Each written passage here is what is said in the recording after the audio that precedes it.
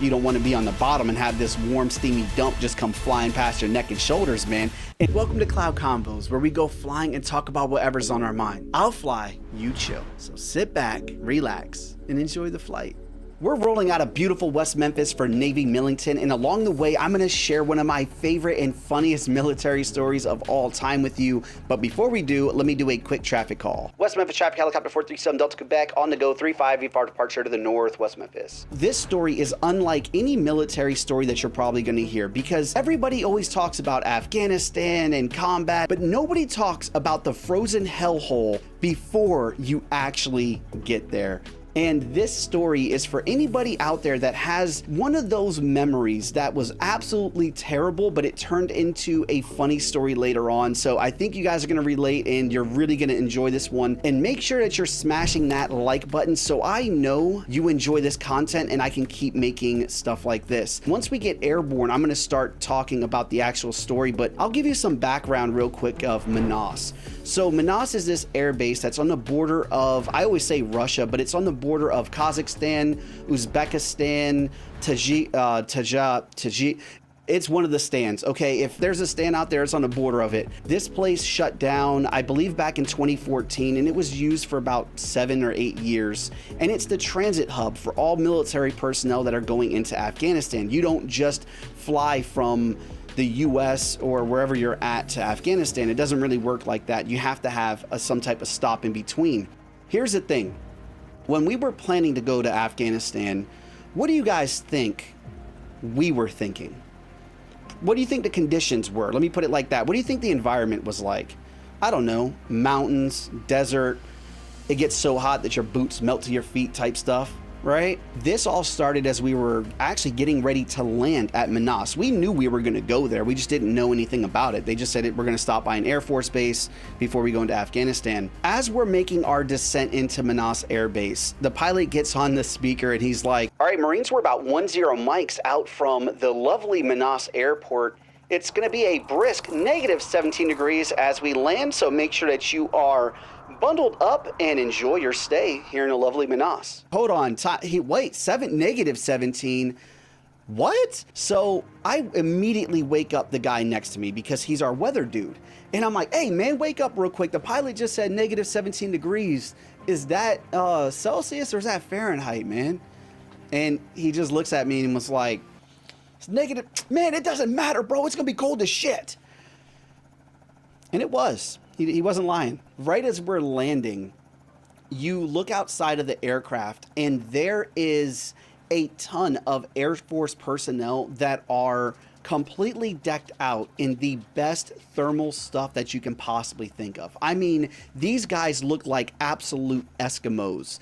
Everything is frozen over and the doors of the aircraft open up and you just see this billow of smoke come rushing in from the condensation, right? Because the temperatures are so extreme and everybody's freaking out. We're all running through our gear trying to figure out how we can layer up. What can we actually put on? Because right now, I packed for the desert, man. I got desert camis, desert boots. I got no coats. I got nothing.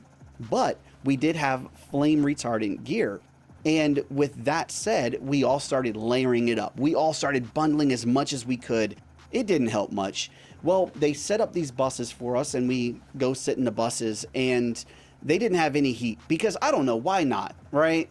Why would you put heat on a bus, especially if you're in Siberia? As I'm on this bus, it is cold, it is dark, and all you can hear is people breathing into their hands trying to warm up and people rubbing their legs and stuff like that. And for the first time in my entire Marine Corps enlistment, I was like, you know what? I may actually put my hands in my pockets. And here's the thing, if you don't know, in the Marine Corps, putting your hands in your pockets is like a cardinal sin. It is the worst possible thing you can do. And it got to that point where I was about to do it. I didn't, but I almost did. We finally get off and we're at this big empty parking lot. And they said, hey, we need to make sure that we get all the gear from the bird to this parking space, which is pretty much like our staging area.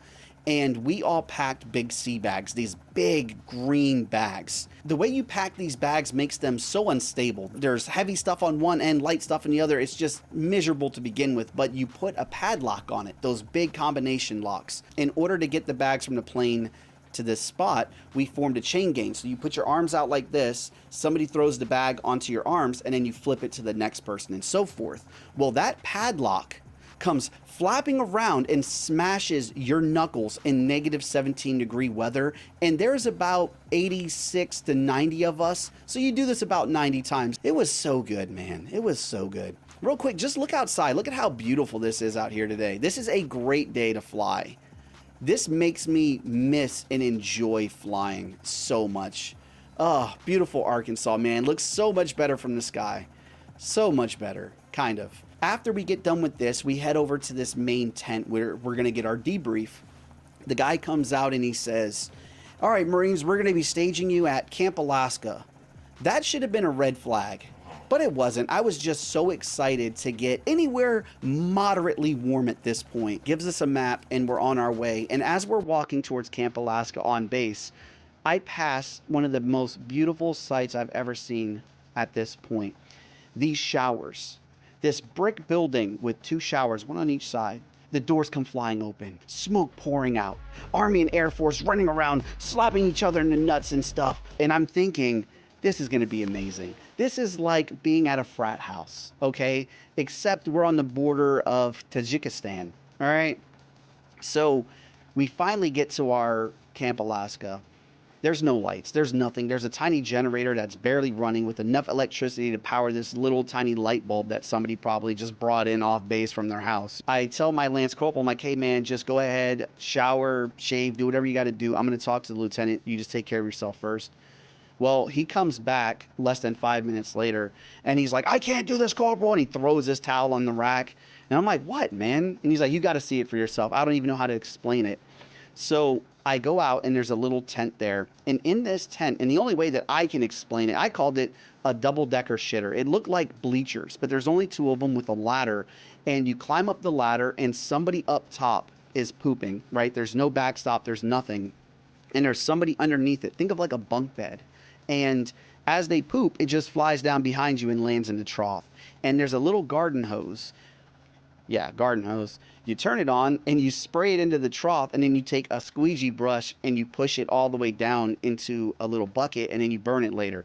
I didn't care. I didn't mind this at all. Now, obviously you want to be on the top. You don't want to be on the bottom and have this warm, steamy dump just come flying past your neck and shoulders, man. And you know what? Actually, I take that back. It would probably feel so good because of how cold it was. You know, any little bit of warmth helps, I guess. Well, as I'm checking out this double-decker place, I hear banging. Ding, ding, ding, ding, ding, ding, ding, ding, ding, ding. I'm like, what the hell is that? So obviously I check it out, right? I go outside of the tent, and there's another tent, and there's a pipe that's coming out of the ground into the top of the tent, and it has a bunch of holes in it.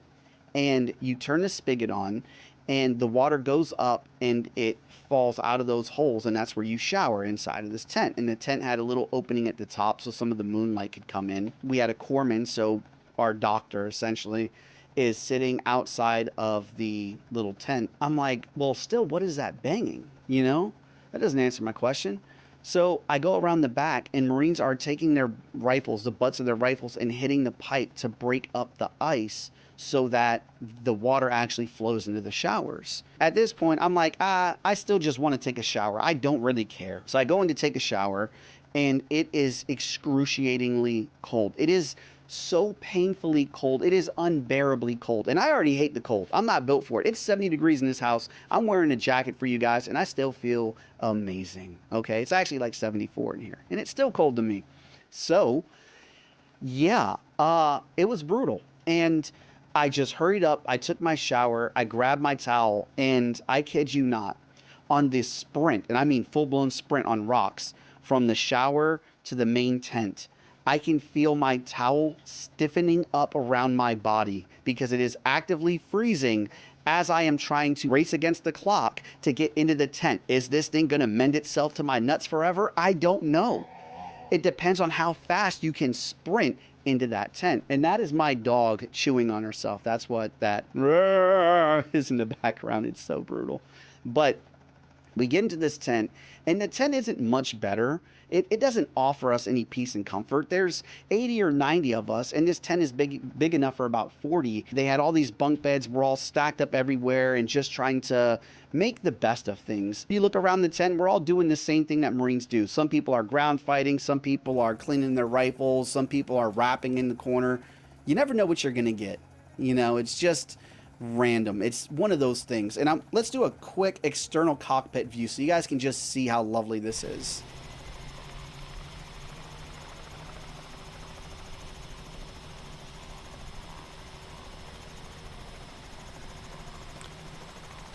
So beautiful, man. So beautiful. It didn't just stop there. That's not the end of the story. No, that would be too easy. You know, it's not bad enough yet. So there's a bar on base, and we all get excited. We're like, hey, you know what? When the sun comes up, let's go to the base, or let's go to the bar on base, get some drinks, relax, chill, or whatever before we go into Afghanistan. Yeah, there was a sign on the door that said, no Marines allowed. Shocking, right? Marines aren't allowed to drink somewhere.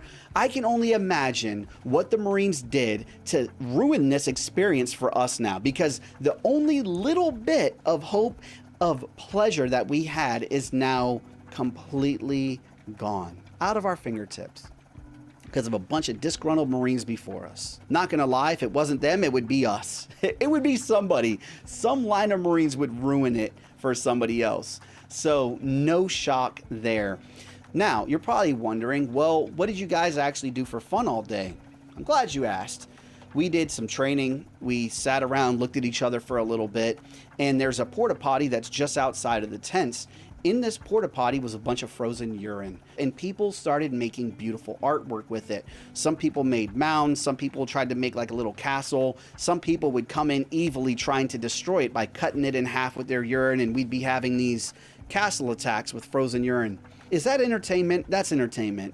I'm going to count that up. Let's chalk it up as entertainment for us because that's all we really had at the time. I mean, I actually kind of enjoyed it. Now, the other thing that we did was play ping pong, just like on the movie with Tom Hanks, Forrest Gump. Ping pong. Man, I played a lot of ping pong. I didn't play it as good as Tom Hanks. I'm not over there like whacking it once against the wall like a speed bag with a box or nothing like that. But for the most part, Manas was just this transit center for us. And we just weren't prepared for what we were getting into. I feel like if we had prepared, if we had at least known, it would have been better. But at the end of the day, they always say something in the Marine Corps about Marines improvise, adapt, and overcome. And that's what you have to do. You have to make the best out of worst case scenarios or bad situations.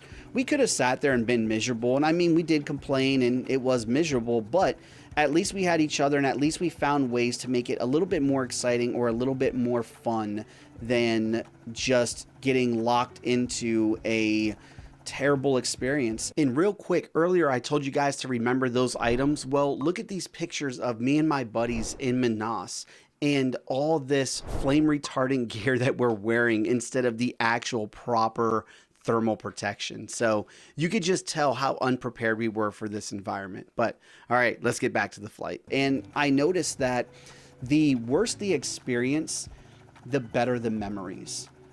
Isn't that an interesting part of life? If you really go back and think about some of the memories or some of the funny stories you tell, are they bad stories? I don't mean bad in the sense of like, oh my gosh, you told the story bad, but is it an experience that you're like, this just sucks? But now it's absolutely hilarious. I feel like everybody has it. You don't have to be in the military to have an experience like that. I was just having a conversation with my friend last night about it, and it really made me think about life in general and just how I need to start looking at my bad situations and what I'm going through now as a good story for somebody else later on.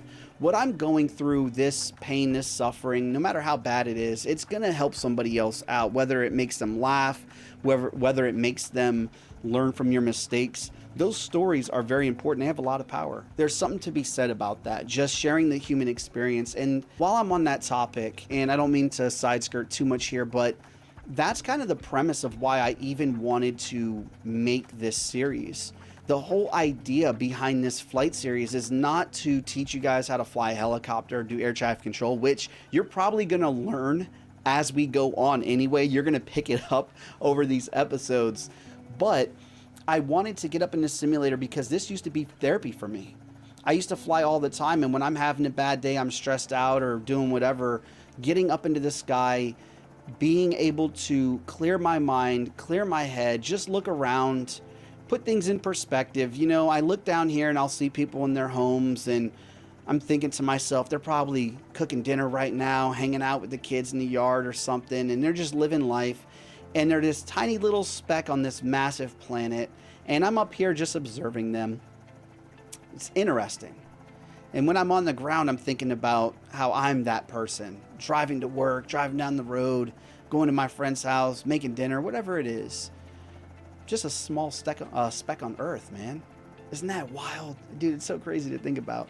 Woo! Okay, get back on heading to Millington. But the premise of the channel is to take you guys up into an aircraft and let you feel that same therapy that I did. I was able to get up into the skies and just love my life, clear my head, reset, think about everything.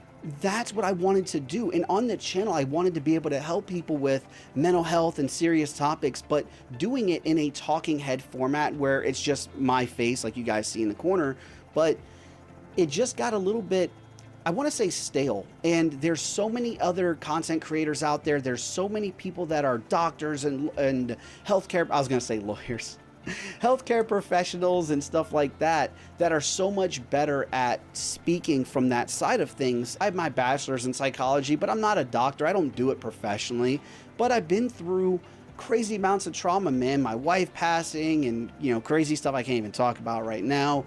Combat and flight stories where I almost died. I had all this stuff I wanted to share with you guys, and I felt like it was so boring as I'm just talking to you. So this gives me the best of both worlds, where I get to share my passion of aviation with you, as well as take you guys up into a new space, give you an experience that you don't have every day. And I get it, it's not the same thing. You're not inside of the cockpit with me in real life. You're not experiencing that part of it.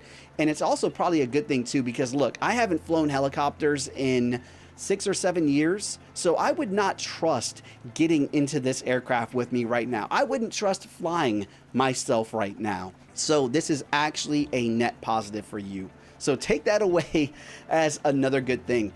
And earlier when I said the doctors and lawyers, just real quick, it just came to my mind. Isn't it interesting how when we talk about doctors, we always pair lawyers with it?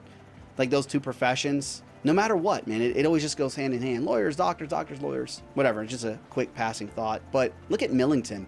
Millington is actually a really beautiful place. I think this is Millington. It's been many years since I flew out here. I think Millington's this, yeah. And this actually used to be an old naval base. My grandfather, I believe he did training here.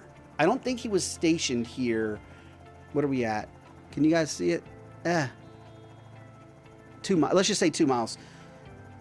Millington traffic helicopter 437 Delta Quebec is at 900 feet, 3 miles west of the airfield for a full stop.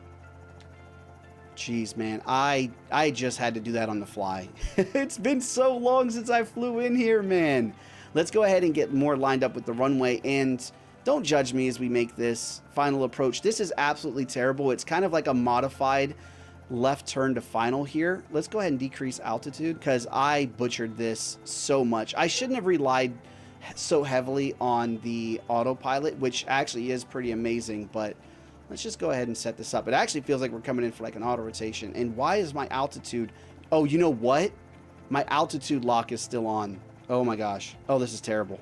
This is terrible. This is terrible, y'all. See, I told you not to trust me. Okay, autopilot is off. We're losing altitude. Oh my gosh, that was terrible. Let's try to fix this. Let's try to fix this right here. All right. So let's line up and try to hit dead center of where that little dot is, that little icon. Coming in a little bit too fast. We got 50 knots going. So eyes outside, everything is green. Warning lights are out. T's and P's are in the green. Still pretty good on fuel here as we come in. Let's go ahead and step a little bit to the side. Get on that pedals. Get on the pedals. And we're just going to pull it forward. Reduce some airspeed. We're coming in a little bit steep. That's way too much. No, no, no, no. It kind of looked like a quick stop there, but let's just bring it down nice and gentle if we can. A little bit of forward motion just in case. That looked so much worse than it was going to be. In real life, that's not how you land a helicopter. But yeah, man, my autopilot got locked on. I couldn't change anything. Like, it would not let me maneuver. So thank you for bearing with me and not getting sick as I'm tossing you up inside of that little tin can in the sky blowing around like a leaf in the wind. Let's go ahead. I'm going to pick it up and fix this a little bit as we close out the video. So eyes are outside. Let's go ahead and get light on the skids. Warning lights are out. T's and P's are in the green. We're good on fuel and try to get a little bit of stability here. We're just going to turn it in side skirt. I think there's a little road here, a little taxiway. I couldn't really see it as we were coming in. I think it's a taxiway. This is the best part about flying helicopters, by the way. You can pick them up and set them down pretty much anywhere. Yeah, let's just go over here. Looks like this probably was an old runway. Let's look at the end of this. I'm pretty sure this was an old runway that they decommissioned. Sometimes you guys will see that on airports, or it might just be a little runoff or a parking area. You never really know. But let me stop before we crash this thing. So I'm just going to turn it facing this road a little bit, and let's set it down. And oh, look at that, ending this flight on a very beautiful, beautiful sunset in Millington, Tennessee. So make sure you guys are hitting that like button so I know that you enjoy videos like this, and comment below. Tell me your crazy story, man. Do you guys have any stories like this? Something that was so terrible that turned into a great memory. And as always, a video is going to pop up on your screen I made just for you. And until next time, see ya. Oh.